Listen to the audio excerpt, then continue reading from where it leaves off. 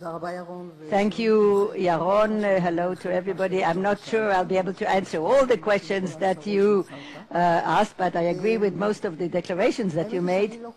Truth be told, that I didn't know that I deal with the security of Israel and national soundness until I got the invitation to come here. And I thought actually, in the last few years, I cope with my position as president of Ben-Gurion University, but also as the chairperson of the Committee of Heads of Universities.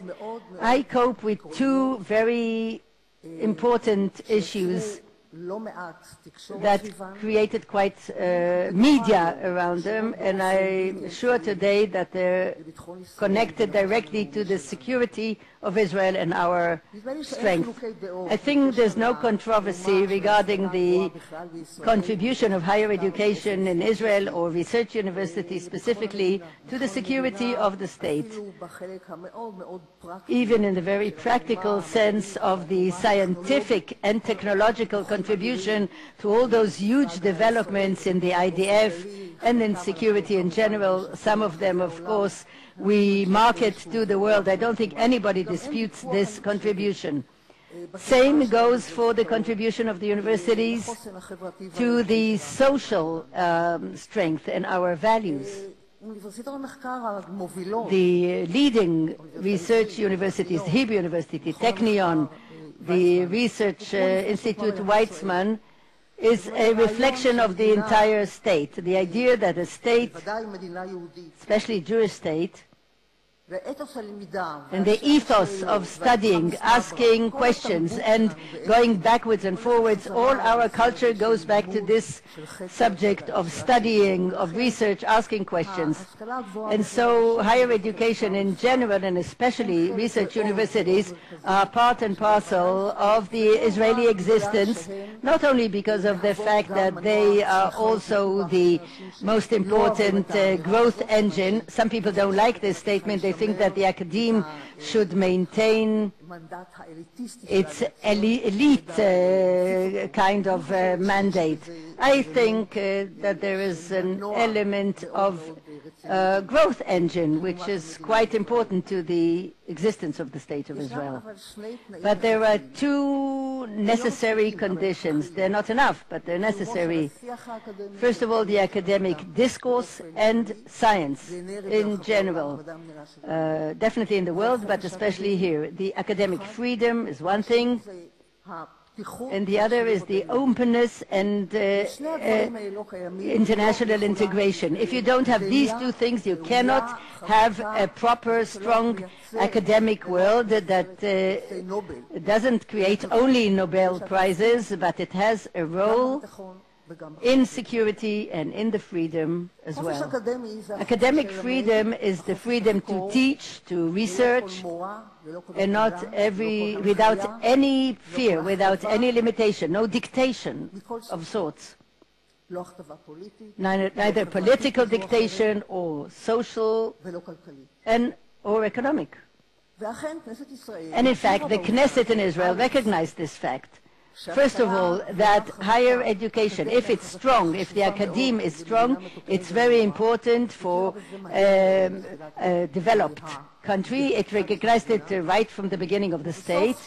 And at the end of the 50s, by the way, after a long deliberation of almost 8 years, back and forth, it enacted the law of the Council for Higher Education with that point of view, that just as the state has to have higher education in very high level, it also has to make sure that there's a separation, very serious separation between the political influences and the academic activity. This recognition is not self-evident. Doesn't it exist in other countries automatically? It does exist, but there are very few laws that actually created these mechanisms that are supposed to create this separation and to maintain the academic freedom, no matter what. But within that law, actually, a kind of anomaly was created because the Council for Higher Education is, in fact, that separation between the Ministry of Fountains, let's say, to the academe. The academe receives what it does, but the allocation is based on a model which is research, teaching, has nothing to do with any constraint or any other directive. But at the head of the council is a minister, a political minister. And therefore, inherent to all that system, actually within it, is this very dangerous potential for politicization of higher education. For years, I think, in quite an inspiring way, this separation was maintained, was kept. There were ministers of education with different political orientation, but this separation in general was maintained. In the last few years, unfortunately, we are now coping, and I personally, well, not personally, but ex officio, I got to know the very dangerous potential that exists within the framework today towards politicization, political bias, and impact and intervention. And here there's the beginning of a great danger. The Council of Higher Education Law, Section 15, gives freedom to the universities to manage their affairs by their own. And this is a very extreme declaration. What do you mean, as they please? There's no organization that is managed the way it pleases. There's always control, monitoring, directions. But still, the legislator, the original one, thought that this separation has to be total. And today, more and more, it is challenged. Recently, a committee was established to check the governance of that committee because of the fact that this is becoming more and more problematic. One of the things, the most central that has to happen in order to maintain this very critical, important value for the higher education in general, is in fact to pass another very basic law of academic freedom, directions of how the Higher Education Council has to cope with this very important role, and of course the question of what is the role of that political factor within the system. It's not self-evident anymore. As I said, there were all sorts of attempts. Some of them were successful in one way or another, and I think that the danger is here to our national soundness and strength, to have a glorified system of higher education that is not dependent on anything except on the academic wish to research and to know and to create science and disseminate it. Any disturbance is going to cause this academe to weaken, to be shallow, and not to fulfill its role at all. But not just that. And it has to do with that. An academic boycott is a phenomenon, whether we like to believe or we prefer to stick our head into the mud. This is something that is being enhanced. It started somewhere in Europe, in England, in a very clear way, open a few years ago, although some esoteric teaching association of some sort, and we started getting alarmed, but then we said it's not important. But that is now accelerating. It's becoming stronger. Europe, we said, always is anti-Semitic. The fact that it's happening in Europe, okay, it's happening, but it's not going to get to us. We have the big back behind us, the United States. Most of us as researchers, we are educated in an American atmosphere, American institutes. The problem is not such big. But today it's getting bigger and bigger. In April this year, formally, it arrived in the USA. There's a company for Asian studies, a very small company, but later on there was a company for American studies of 5,000 members a month ago. The company for modern languages with 30,000 members, and in another 2-3 months, the company for anthropology. It's all American companies. All of them voted or are going to vote